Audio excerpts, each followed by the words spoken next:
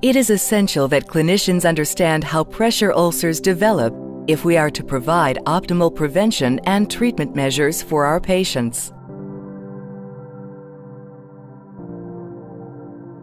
Pressure, from a therapeutic surface perspective, is the first and most prioritized of the 5 key factors related to the development and progression of pressure ulcers.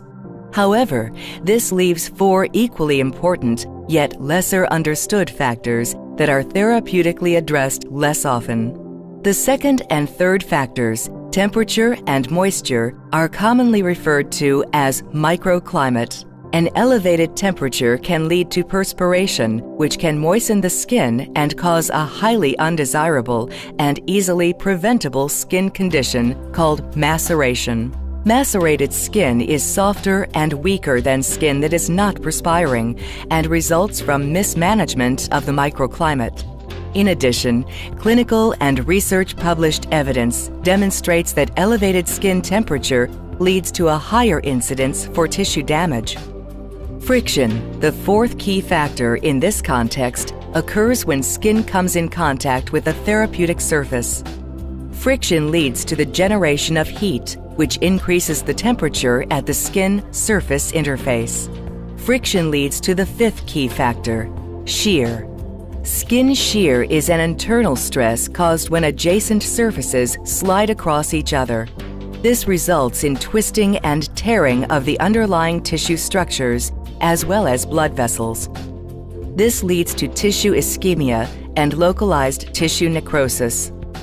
From a therapeutic surface perspective, low air loss therapy and clinically effective pressure redistribution have been the clinical standard for managing all 5 key factors in pressure ulcer development and progression. Yet despite low air loss's years of history, few really understand how it works. Low air loss therapy manages microclimate by pulling room air into a powered blower, which warms the air as it is forced upward into the mattress supporting the patient's body. Low air loss gets its name from air permeating and escaping through the mattress surface.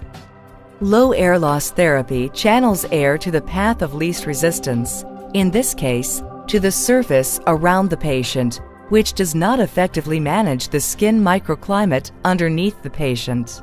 Moisture vapor transfer is measured with a term called MVTR, or moisture vapor transfer rate. Low air loss therapies achieve an average moisture vapor transfer rate of 97.7 grams of water per meter squared per hour. Arjo Huntley, a leader in skin integrity solutions, has developed a more effective alternative to low air loss therapy. Skin IQ Microclimate Manager helps keep the patient dry and cool, which in turn may help prevent and treat pressure ulcers. Skin IQ Microclimate Manager is a powered mattress cover for use on top of a pressure redistribution mattress.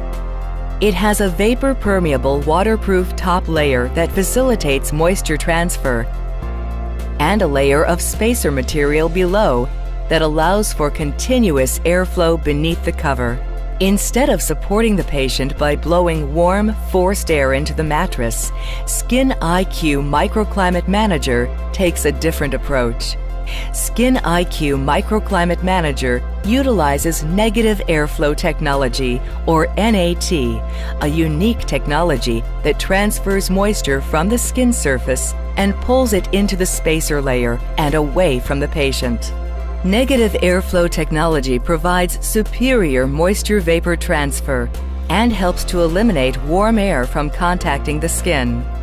Skin IQ Microclimate Manager has a significantly higher moisture vapor transfer rate of 130 grams of water per meter squared per hour. Skin IQ Microclimate Manager, in conjunction with a pressure redistribution mattress, can help address all 5 therapeutic surface key factors effectively. Skin IQ Microclimate Manager is skin integrity made smarter.